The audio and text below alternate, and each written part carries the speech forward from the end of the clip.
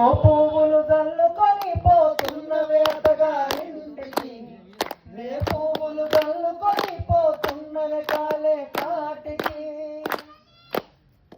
ఇంత గొప్ప సక్సెస్ చేసుకున్నటువంటి పాట కోసం విచ్చేసిన ఈ ప్రోగ్రామ్ విచ్చేసిన ప్రతి ఒక్కరికి నా కృతజ్ఞత ధన్యవాదాలు.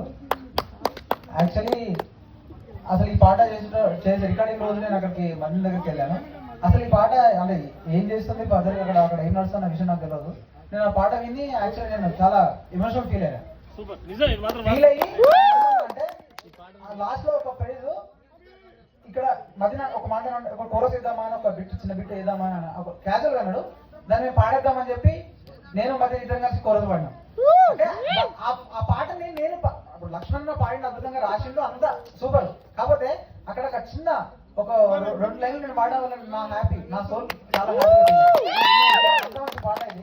సో ఇట్లా ఇది ముందుకు వెళ్ళాలి, మంచి మంచి వ్యూవర్షిప్ ని సొంతం చేసుకోవాలని, మంచి సక్సెస్ సాధించాలని కోరుకుంటూ మరొకసారి డీజే సిక్కి అండ్ కిట్టోకి అండ్ దిలీప్ అన్నకి, మదన్కి, లక్ష్మణ్ అన్నకి అందరికీ నా తరఫున all the best and congratulations. Thank you.